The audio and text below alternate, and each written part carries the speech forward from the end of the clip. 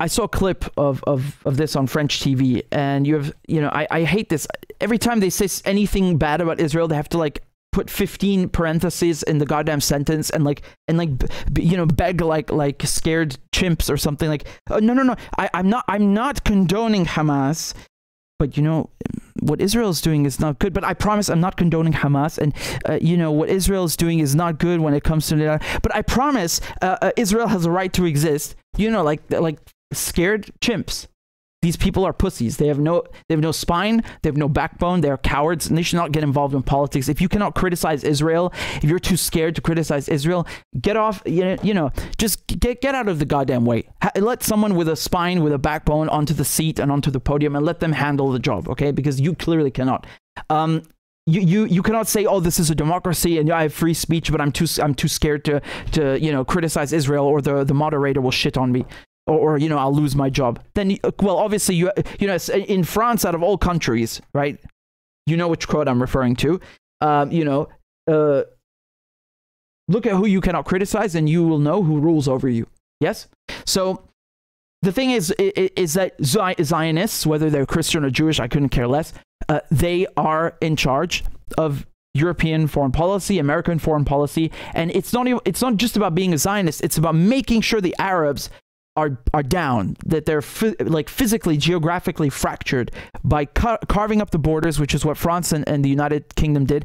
And then the UK helped create Israel, stuck it in the middle, and now the United States bankrolls Israel, right? And Israel is what? It's just European colonizers. So it's just physically, geographically fracturing the Arab world, supplying it with as many weapons as possible, giving it all the political and media cover that it needs, even though it's starving people, killing children, killing men, killing women, killing everybody, keeping people in extreme poverty. And by the way, Gaza, half the people there are children. They're under 18. Half the people. So there's 2.1 million people, right? Half of them are children, and the Israeli defense minister, who thinks he's such a big, brave, fucking tough guy, yeah, he wouldn't last 2 minutes with a Hamas fighter. He goes on and says, oh, no more food or electricity, and we will punish Hamas.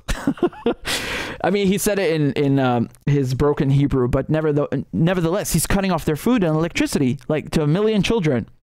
And for that, he thinks he's a tough guy and he's punishing Hamas. This is why Hamas do what they do, because the Gazans are going to get punished anyway. This is not the first time. Dude, in 2021, they cut the electricity too. They made sure there's no fuel coming in. Gaza has one power station. One. And it needs fuel to run. The Israelis know this. They've every centimeter studied. Well, not really. I think they kind of showed that they don't. But, again, let's not, get overblow how smart they are, with their galaxy-sized brains. They want you to think that they're infallible, but clearly they're not.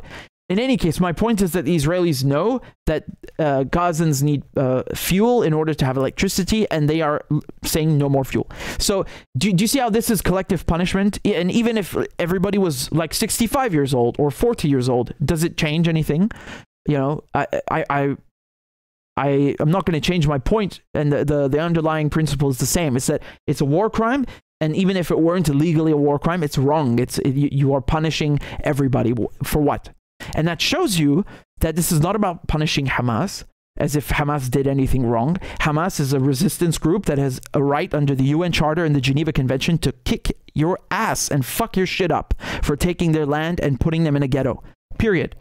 And number two, even if they were saying that other people are going to get punished, no, they're not even saying this. They're punishing the entire Gaza Strip. Period.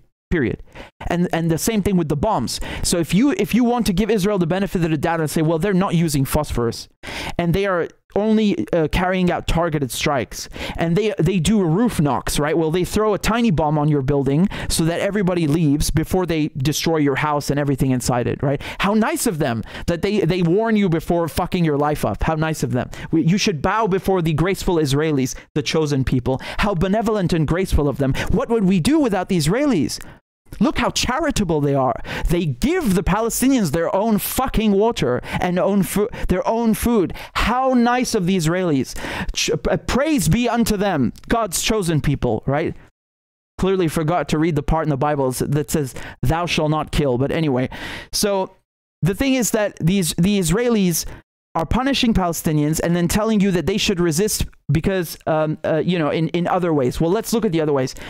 If you criticize Israel, oh, that's anti-Semitism. If you go and protest at the border to get your house back, which was the right to return marches in 2018, 2019, they were shooting people in the kneecaps. They were shooting the Palestinians in their knees and crippling them. So whether you pick up a rifle or you go and protest peacefully or you criticize them, on social media, they go and attack you, right? Whether you're in Palestine or outside, but especially, of course, if you're inside Palestine, they can do whatever they want to you, the Israelis. So, this idea that the Palestinians, well, they just don't know how to resist, and they're not picking the right method, and it's Hamas that is like putting all of them in trouble. This is horse shit. I'm not interested in that. And Israel is slowly losing the propaganda war. Even Amnesty International and all these, these NGOs that would never dare to say anything about Israel are slowly changing their stance. It doesn't mean that they're doing any, they're doing everything right, but it's interesting. It's interesting to observe that the Israelis are now openly being criticized. But the problem is that even when they're carrying out, just like carpet bombing of Gaza, and it's no different because Hamas started the operation.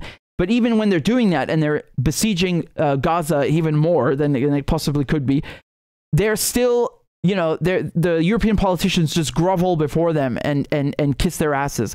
So that shows you that they're not going to change. You cannot rely or wait for, the Israelis to just like, finally give you like some land, or for the Americans to give you some land. Palestinians don't need to, what is this idea that they should be given something? It's theirs. It's already theirs.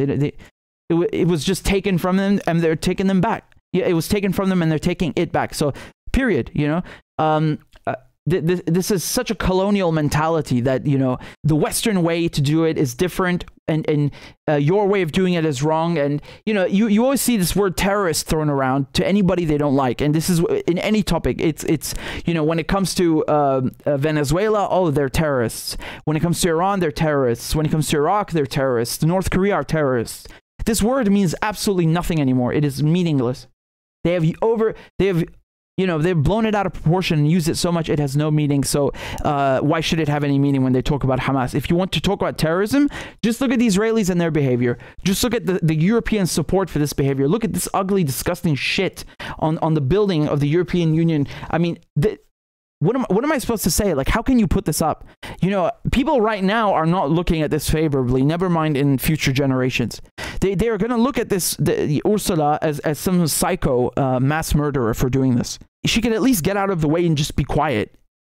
And that would be bad enough that she knows what's going on and she chooses to keep quiet. No. She just goes balls to the wall, like, let's put up an Israeli flag. God damn it.